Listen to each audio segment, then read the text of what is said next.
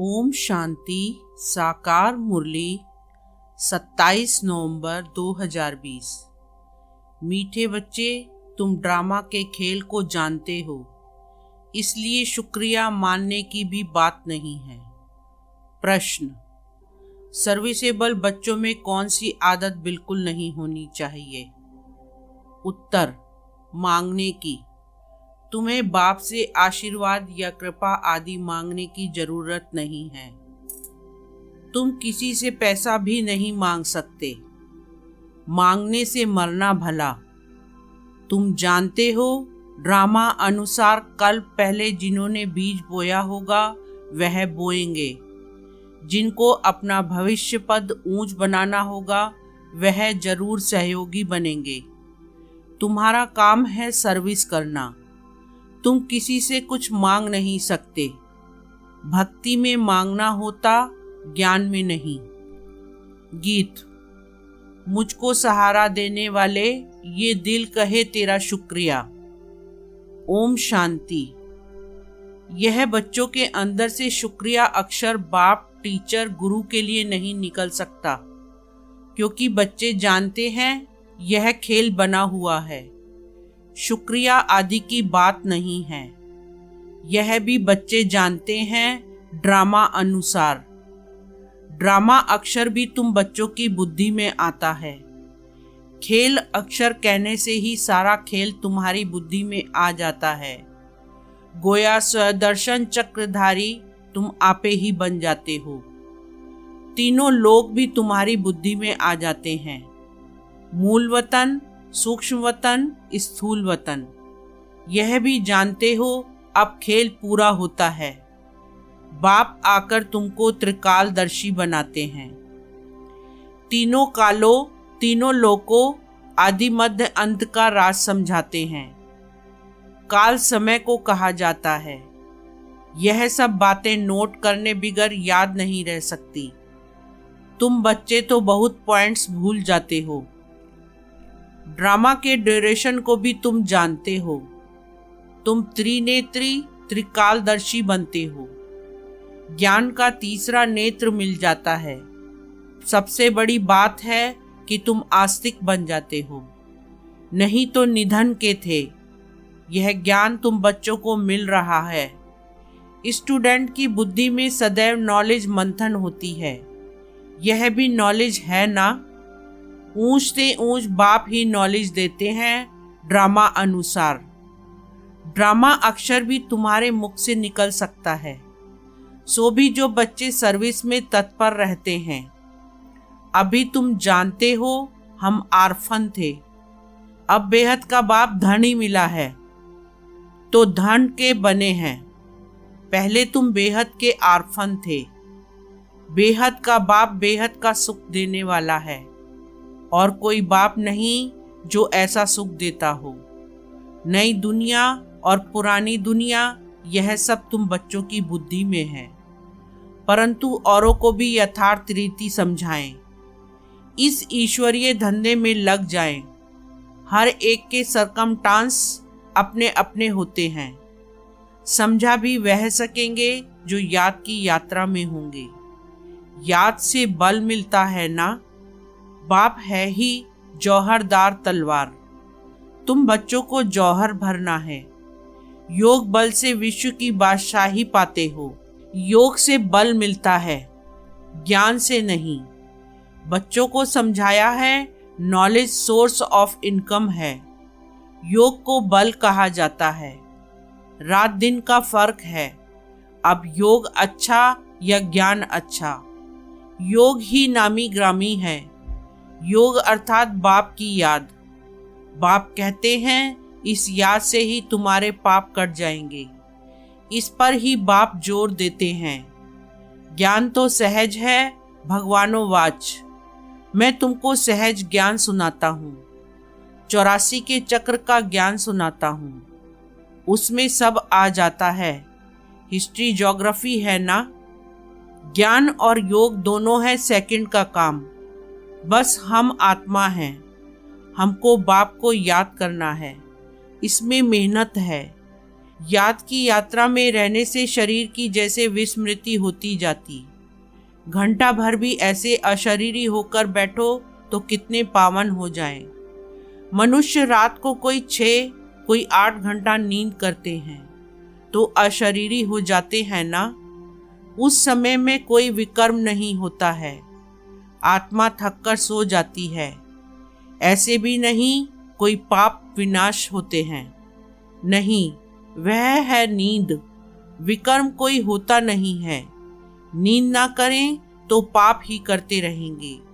तो नींद भी एक बचाव है। सारा दिन सर्विस कर आत्मा कहती है मैं अब सोता हूँ, अशरीरी बन जाता हूँ। तुमको शरीर होते अशरीरी बनना है। हम आत्मा इस शरीर से न्यारी शांत स्वरूप है। आत्मा की महिमा कभी नहीं सुनी होगी। आत्मा सच्चित आनंद स्वरूप है। परमात्मा की महिमा गाते हैं कि सत्य है, चैतन्य है, सुख शांति का सागर है। अब तुमको फिर कहेंगे मास्टर। बच्चे को मास्टर भी कहते हैं तो बाप युक्तियां भी बतलाते रहते हैं। ऐसे भी नहीं सारा दिन नींद करनी है, नहीं, तुमको तो याद में रह पापों का विनाश करना है। जितना हो सके बाप को याद करना है। ऐसे भी नहीं बाप हमारे ऊपर रहम व कृपा करते हैं, नहीं, यह उनका गायन है। रहम दिल बादशाह, यह भी उनका पाठ है। तमो प्रधान से सतो प्रधान बनाना। भक्त लोग महिमा गाते हैं, तुम्हें सिर्फ महिमा नहीं गानी है। यह गीत आदि भी दिन प्रतिदिन बंद होते जाते हैं। स्कूल में कभी गीत होते हैं क्या? बच्चे शांति में बैठे रहते हैं। टीचर आता है तो उठकर खड़े होते हैं, फिर बैठते हैं। यह बाप कहते हैं मुझे तो पाठ मिला हुआ है पढ़ाने का, सो तो पढ़ाना ही है। तुम बच्चों को उठने की दरकार नहीं, आत्मा को बैठ सुनना है। तुम्हारी बात ही सारी दुनिया से न्यारी है। बच्चों को कहेंगे क्या तुम उठो? नहीं, वह तो भक्ति मार्ग में करते हैं, यहाँ नहीं। बाप तो खुद उठकर नमस्ते करते हैं। स्कूल में अगर बच्चे देरी से आते हैं तो टीचर या तो रूल लगाएंगे या बाहर में खड़ा कर देंगे। इसलिए डर रहता है टाइम पर पहुंचने का। यहाँ तो डर की बात नहीं। बाप समझाते रहते हैं, मुरलियाँ मिलती रहती हैं, वह रेगुलर पढ़नी है। मुरली पढ़ो तो तुम्हारी प्रेजेंट मार्क पड़े, नहीं तो अब्सेंट पड़ जाएगी। क्योंकि बाप कहते हैं तुमको गुये गुये बातें सुनाता हूँ। तुम अगर मुरली मिस करेंगे तो वह पॉइंट्स मिस हो जाएंगी। यह है नई बातें जो दुनिया में कोई नहीं जानते। तुम्हारे चित्र देखकर ही चकित हो जाते हैं, कोई शास्त्रों में भी नहीं है। भगवान ने चित्र बनाए थे, तुम्हारी यह चित्रशाला है नई। ब्राह्मण कुल के जो देवता बनने वाले होंगे उनकी बुद्धि में ही बैठेगा, कहेंगे यह तो ठीक है, कल पहले भी हमने पढ़ा था। जरूर भगवान पढ़ाते हैं। भक्ति मार्ग के शास्त्रों में पहले नंबर में गीता ही है, क्योंकि पहला धर्म ही यह है। फिर आधा कल्प के बाद उसके भी बहुत पीछे दूसरे शास्त्र बनते हैं। पहले इब्राहिम आया तो अकेला था, फिर 1 से 2, 2 से 4 हुए। जब धर्म की वृद्धि होते होते 1,00,000-1,500 हो जाते तो शास्त्र आदि बनते हैं। उनके भी आधा समय बाद ही बनते होंगे। हिसाब किया जाता है ना। बच्चों को तो बहुत खुशी होनी चाहिए, बाप से हमको वर्षा मिलता है। तुम जानते हो बाप हमको सारा ज्ञान सृष्टि चक्र का समझाते हैं। यह है बेहद की हिस्ट्री ज्योग्राफी। सबको बोलो यहाँ वर्ल्ड की हिस्ट्री ज्योग्राफी समझाई जाती है, जो और कोई सिखला न सके। भल वर्ल्ड का नक्शा निकालते हैं, परंतु उसमें यह कहाँ दिखलाते हैं कि लक्ष्मी नारायण का राज्य कब था, कितना समय चला, वर्ड तो एक ही है। भारत में ही राज्य करके गए हैं, अब नहीं हैं। यह बातें किसकी भी बुद्धि में नहीं है। वह तो कल्प की आयु ही लंबी लाखों वर्ष कह देते। तुम मीठे मीठे बच्चों को कोई जास्ती तकलीफ नहीं देते। बाप कहते हैं पावन बनना है। पावन बनने के लिए तुम भक्ति मार्ग में कितने धक्के खाते हो। अब समझते हो धक्के खाते खाते 2500 वर्ष गुजर गए। अब फिर बाबा आया है, फिर से राज्य भाग्य देने। तुमको यही याद है, पुरानी से नई और नई से पुरानी दुनिया जरूर होती है। अभी तुम पुराने भारत के मालिक हो ना, फिर नए के मालिक बनेंगे। एक तरफ भारत की बहुत महिमा गाते रहते, दूसरे तरफ फिर बहुत गिलानी करते रहते। वह भी तुम्हारे पास गीत है, तुम समझाते हो अब क्या क्या हो रहा है। यह दोनों गीत भी सुनाने चाहिए। तुम बता सकते हो कहाँ राम राज्य, कहाँ यह। बाप है गरीब निवाज, गरीबों की ही बच्चियां मिलेंगी। साहूकारों को तो अपना नशा रहता है। कल पहले जो आए होंगे वही आएंगे। फिक्रात की कोई बात नहीं। शिव बाबा को कभी कोई फिक्रात नहीं होती, दादा को होगी। इनको अपना भी फिक्र है। हमको नंबर 1 पावन बनना है। इसमें है गुप्त पुरुषार्थ। चार्ट रखने से समझ में आता है। इनका पुरुषार्थ जास्ती है। बाप हमेशा समझाते रहते हैं डायरी रखो। बहुत बच्चे लिखते भी हैं। चार्ट लिखने से सुधार बहुत हुआ है। यह युक्ति बहुत अच्छी है, तो सबको करना चाहिए। डायरी रखने से तुमको बहुत फायदा होगा। डायरी रखना माना बाप को याद करना, उसमें बाप की याद लिखनी है। डायरी भी मददगार बनेगी, पुरुषार्थ होगा। डायरियां कितनी लाखों करोड़ों बनती हैं नोट आदि करने लिए। सबसे मुख्य बात तो यह है नोट करने की।